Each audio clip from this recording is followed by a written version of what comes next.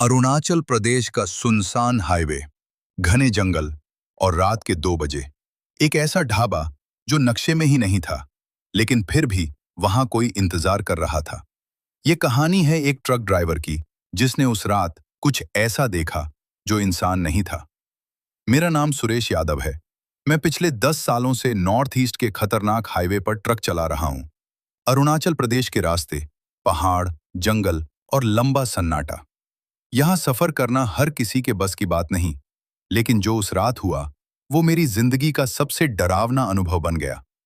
उस दिन मैं असम से अरुणाचल की तरफ सामान लेकर जा रहा था। रात के करीब 2 बजे थे।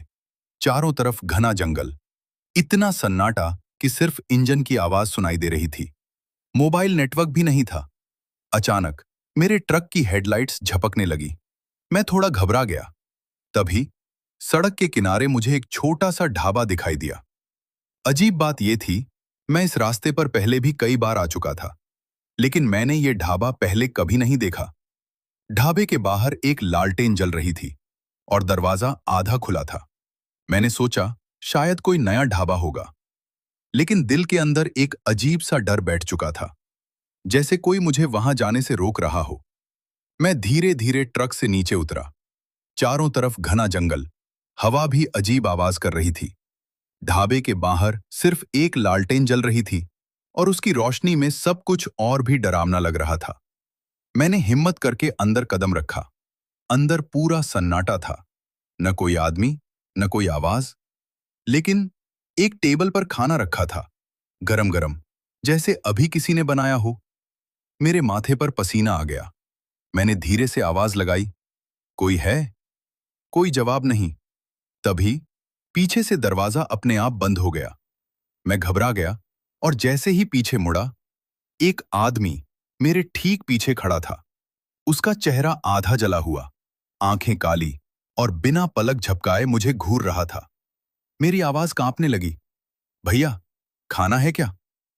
वो धीरे से मुस्कुराया और बोला, यहां जो आता है वो खाना नहीं, बन जाता है। मेरे शरीर में बिजली सी दौड़ गई। मैं तुरंत पीछे हटने लगा, लेकिन तभी ढाबे के कोनों से अजीब अजीब आवाजें आने लगी, जैसे बहुत सारे लोग धीरे धीरे मेरी तरफ बढ़ रहे हों। ढाबे के कोनों से आती आवाजें अब साफ सुनाई दे रही थीं। रुको, यहीं रहो, तुम भी हमारे जैसे बन जाओ। मेरे पैर कांपने लगे। मैंने चारों तरफ देखा। अंधेरे में कई साए दिखाई देने लगे, जो धीरे धीरे मेरी तरफ बढ़ रहे थे। उनके चेहरे इंसानों जैसे थे, लेकिन आंखें बिल्कुल खाली। तभी वो जला हुआ आदमी मेरे और करीब आया और बोला, ये जंगल हमें छोड़कर जाने नहीं देता। अब मुझे समझ आ गया था, ये ढाबा कोई आम जगह नहीं है। यहां जो भी आता है वो वापस नहीं जाता। मेरे दिमाग में सिर्फ एक ही बात थी, मुझे यहां से निकलना है। मैंने अचानक पूरी ताकत से दरवाजे की तरफ दौड़ लगा दी। पीछे से चीखें आने लगी, पकड़ो इसे, जाने मत दो। मैंने दरवाजा जोर से खोला और बाहर भागा, लेकिन बाहर का नजारा देखकर मेरी सांस रुक गई। जहां मेरा ट्रक खड़ा था, वहां अब कुछ भी नहीं था। न सड़क, न हाईवे, सिर्फ घना जंगल, जैसे मैं किसी दूसरी दुनिया में आ गया था। मेरे पीछे से फिर वही आवाज आई, अब तुम कभी नहीं जा पाओगे। मैं घबराकर इधर उधर भागने लगा। तभी दूर मुझे हल्की सी रोशनी दिखाई दी। मैं पूरी ताकत से उस तरफ दौड़ा और अचानक सब कुछ काला हो गया।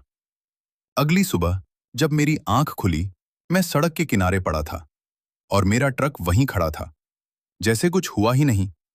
पास के एक लोकल आदमी ने मुझे उठाया। मैंने डरते हुए पूछा, यहां कोई ढाबा है? वो आदमी चौंक गया और बोला, यहां सालों पहले एक ढाबा था, लेकिन एक भयानक हादसे के बाद वो जल गया। कहते हैं रात में वहां आज भी आत्माएं भटकती हैं।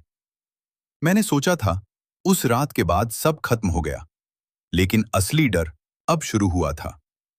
उस घटना के 4 दिन बाद मैंने फिर से ट्रक उठाया और इस बार कसम खाई थी कि उस रास्ते पर नहीं जाऊंगा। लेकिन जैसे ही मैंने जीपीएस चालू किया, स्क्रीन बार बार उसी जंगल वाले रास्ते को दिखाने लगी। मैंने कई बार रूट बदला, लेकिन हर बार वही लोकेशन, जैसे कोई मुझे वहां वापस बुला रहा हो। मेरे दिल की धड़कन तेज हो गई। रात के करीब 2 बजे मैं फिर उसी इलाके में पहुंच गया। इस बार सब कुछ अलग था। सड़क थी, लेकिन अजीब तरीके से सुनसान। न कोई गाड़ी, न कोई ढाबे का दरवाजा खुला था। अंदर अंधेरा और ठंडी हवा बाहर आ रही थी। मेरे पैर अपने आप आगे बढ़ रहे थे। मैं रोकना चाहता था, लेकिन जैसे किसी ने मेरे शरीर पर कब्जा कर लिया हो। ढाबे के अंदर कदम रखते ही सब कुछ बदल गया। अब वो ढाबा नहीं था, वो एक डरावनी दुनिया बन चुकी थी। चारों तरफ वही साए, वही जले हुए चेहरे, और बीच में वही जला हुआ आदमी खड़ा था। वो मुस्कुराया और बोला, तुम बार बार बच जाते हो, लेकिन इस बार नहीं। मेरी सांसें तेज हो रही थीं। मुझे लगा अब सब खत्म। तभी मेरे जेब में रखा फोन अपने आप ऑन हो गया। स्क्रीन पर सिर्फ एक शब्द लिखा था, भागो। मेरे शरीर में अचानक ताकत आ गई। मैं बिना कुछ सोचे पीछे मुड़ा और पूरी ताकत से भागा। पीछे से डरावनी चीखें आने लगी, इसे पकड़ो, ये फिर भाग रहा है। जिंदगी और मौत के बीच में भागते भागते ट्रक तक पहुंचा। दरवाजा खोला और कांपते हाथों से चाबी घुमाई। पहले कुछ नहीं हुआ, फिर अचानक ट्रक स्टार्ट हो गया। मैंने पूरी स्पीड में ट्रक दौड़ा दिया। पीछे देखा तो वो सभी साए मेरे पीछे भाग रहे थे, लेकिन धीरे धीरे सब अंधेरे में गायब हो गए।